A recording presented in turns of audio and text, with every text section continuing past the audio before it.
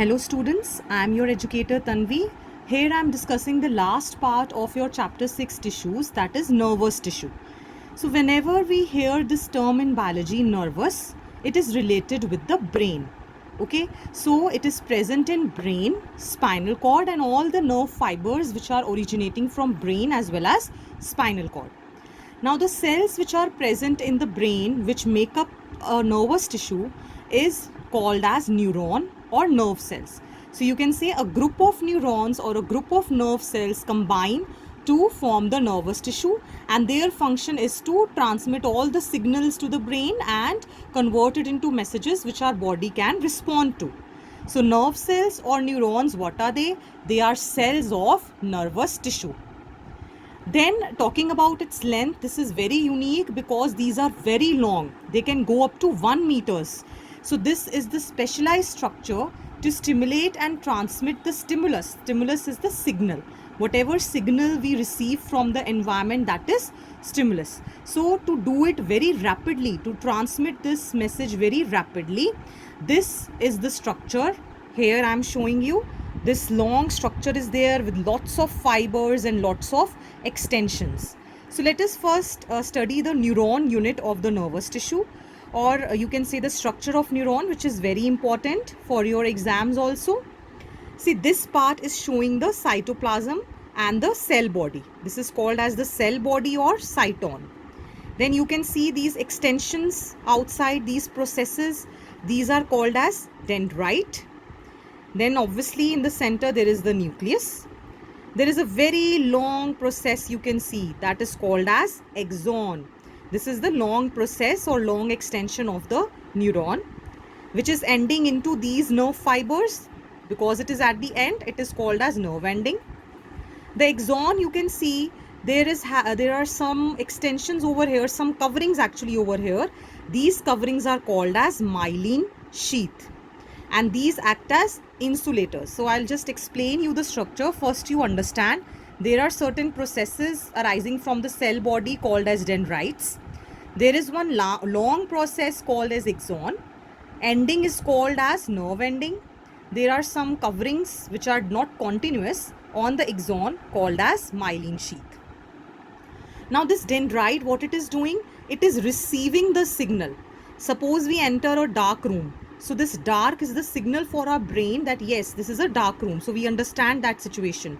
So that message, or you can say that signal, that stimulus is received by the dendrite. Then this will receive, it will go in the cytoplasm. Then there is a nucleus, and then this axon will receive this. Okay, this axon, through this axon, this message will be transferred, and through this nerve ending, it will be transferred to the next neuron. So here the other neuron is present. So space between this nerve ending and the next neuron is called as synapse. What is synapse? It is the junction or the space between two neurons.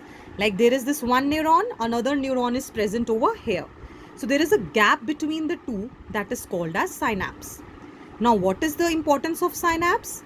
Actually, whatever stimulus the cell is getting, that is converted into electrical impulse. Okay, why electrical impulse? Because there is a role of sodium and potassium ions when this is transferred to the brain cell. Okay, so because of this charges, it is called as electrical impulse. In the synapse, this electrical impulse is converted into chemical impulse. Now why chemicals? Because chemicals are easy to diffuse, easy to spread, yes. And what is our criteria? To spread the stimulus very rapidly. Okay, so that we can respond to it rapidly. So that is why it is converted into chemical impulse, so that chemicals can easily diffuse into the cell and perform its function. Then coming to axon, here it will be transferred to the next. Okay, it is helping in the transmission of the signal. Then you can see there is myelin sheath. Inside these myelin sheaths, there are certain cells which are called as Schwann cells. These are present in every myelin sheath. Okay, these are helping in the formation of this myelin sheath. As we are saying that the impulse is electrical in nature due to the ions, so it needs insulation. The charges needs insulation. So that is why this myelin sheath is present. Inside this cytoplasm, there are certain dot like structures you represent like this. Granules, actually, these are known as Nissel's granules, on the name of the scientist, Nissel's granules. What these are nothing but fragments of rough endoplasmic reticulum. So what rough endoplasmic reticulum does? It synthesizes the proteins. So the function of Nissel's granules is to mainly synthesize the proteins, because these are fragments of RER, rough endoplasmic reticulum. So now, what nerve is exactly? The nerve fibers which are arising from the brain and spinal cord, they will together combine and they will form a tissue-like structure which is called as nerve. Now, we always say that when we are talking about nervous system, it is actually a combination with muscular tissue.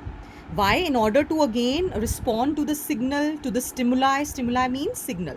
So in order to respond to the stimuli or signal, this muscular tissue functions with the nervous tissue.